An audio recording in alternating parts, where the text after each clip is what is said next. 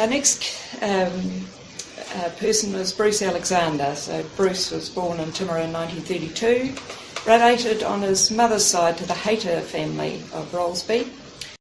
This was the original Run 184, the first property taken up in the Burkes Pass area in 1857 by Kenaway and Delamain. The huge run, initially 25,000 acres. Later reduced a little and taken up by Captain Francis Hayter, so this is Francis, in 1882. He unfortunately died having surgery in 1891, leaving his widow Eugenie and 8 children. She carried on running the farm and endured many significant events, including the slump, the great snowstorm of 1895, this is a subsequent snowfall, when 8,000 sheep of a total of 13,000 died.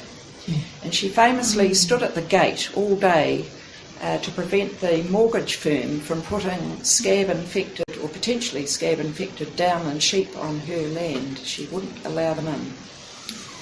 The station was later broken up into many runs, and some of the first runs cut off were Glen Rock, Waratah, Single Hill and the Nobbies.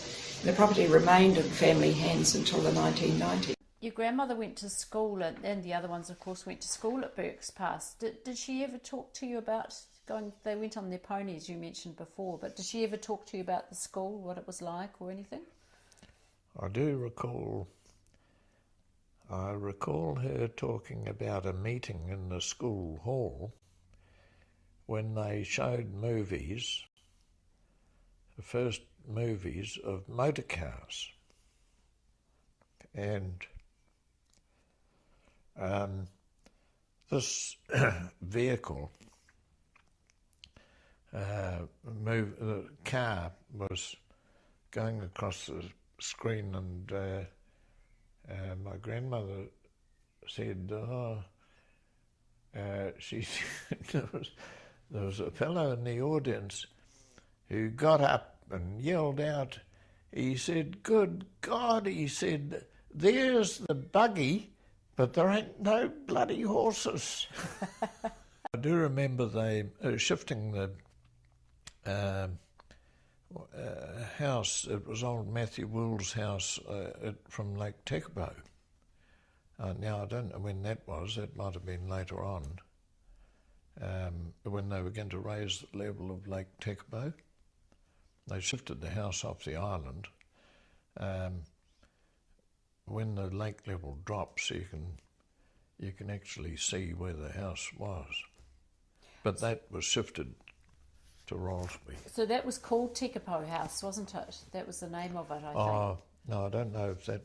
No, you're not sure if that was... No. So they shifted this house anyway to Rollesby. What for? What was it to be used for? Well, I think the old homestead, there'd been talk of them wanting to demolish it or, modernise it a bit, because it really was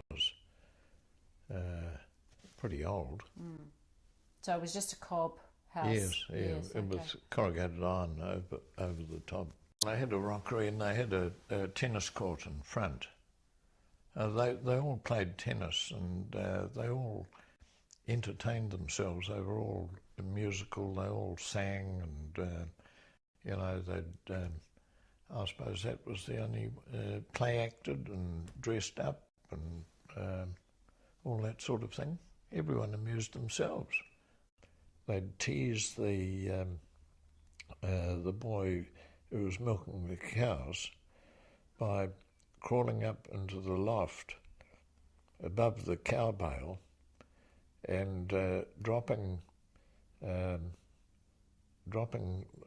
little stones or wheat or something through the cracks in the floorboard onto the cow's head, so that the cow would kick the bucket, and the boy couldn't understand what was upsetting what the was going on.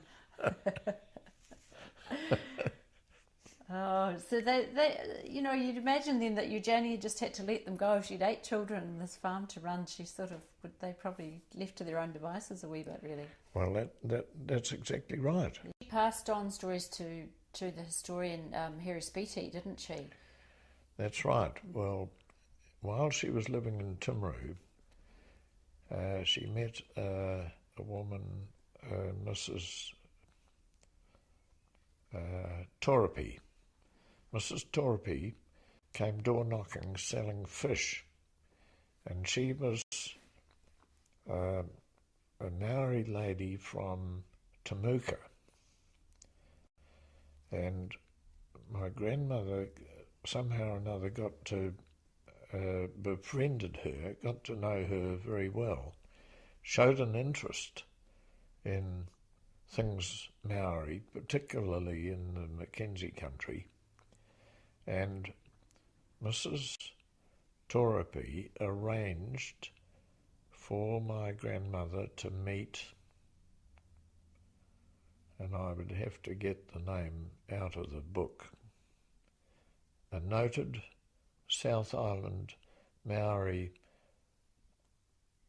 kaumatua, or apparently one of the notable Maori historians, and he told her a lot of Maori history relating to the Mackenzie country, which she copied down. She made notes and she copied it all, and eventually got in touch with Harry Speety to publish it.